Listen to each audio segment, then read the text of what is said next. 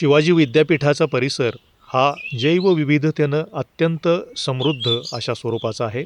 या परिसरामध्ये प्राणीशास्त्रज्ञांनी सुमारे 1,200 विविध पक्ष्यांच्या प्रजातींची नोंद केलेली आहे. मोरांची संख्या या परिसरामध्ये 1500हून अधिक आहे. नुकतीच एक अतिशय दुर्मिळ नोंद प्राणीशास्त्रज्ञ डॉक्टर सुनील गायकवाड यांनी या परिसरात केली आणि ती म्हणजे पांढऱ्या पोटाचा समुद्री गरुड हा फेब्रुवारी 2026 पासून आजतागायत म्हणजे साधारण गेले 3 महिने या परिसरामध्ये राहत असल्याचं, अधिवास करीत असल्याचं त्यांना आढळून आलेलं आहे.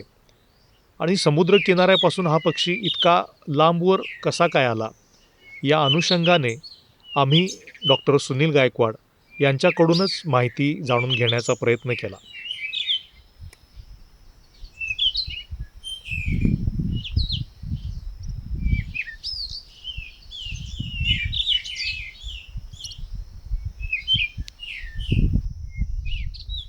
नमस्कार, मी प्राध्यापक सुनील गायकवाड प्राणीशास्त्र आदी विभागामध्ये प्राध्यापक म्हणून काम करत आहे आणि गेली बरीच वर्ष मी जैवविविधतेवरती काम करत आहे. आणि शिवाजी विद्यापीठ परिसरात फिरत असताना मला समुद्री गरुड, जो पांढऱ्या छातीचा समुद्री गरुड किंवा पांढऱ्या पोटाचा समुद्री गरुड म्हणतात,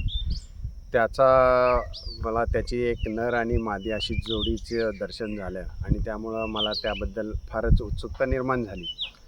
तर हे समुद्री गरुड शक्यतो जी पश्चिम किनारपट्टी किंवा समुद्र किनारे आढळतात, त्यांचा मुख्य अधिवास हा किनारपट्टी आहे.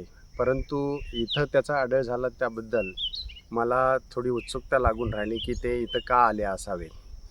तर मला असं अभ्यासांती कळलं की हे समुद्री गरुड काही इनलँड ज्या वॉटर बॉडीज आहेत किंवा पाणथळ जागा आहेत त्यामध्ये समुद्रकिनाऱ्याहून त्या ठिकाणी स्थलांतर करतात.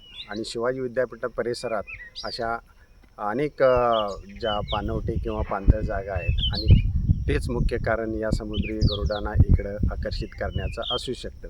कारण या जे आमच्या शिवाजी विद्यापीठ परिसरात जी तलाव आहेत त्यामध्ये त्यांना मुबलक प्रमाणात अन्न मिळू शकतं. आणि सध्या मला रेफरन्सेस असे मिळाले की जी कोस्टल लाईनला सध्या टुरिझम आहे आणि त्या स्पोर्ट्स बोट्स किंवा काय त्यामुळं त्यांना ते हंटिंग करण्यासाठी थोडी अडचण होत आहे. त्याचबरोबर समुद्रकिनारे हे प्रदूषित होत आहेत आणि कदाचित ही जी कारणं आहेत त्यामुळंच ते इकडं आलेले असू शकतात.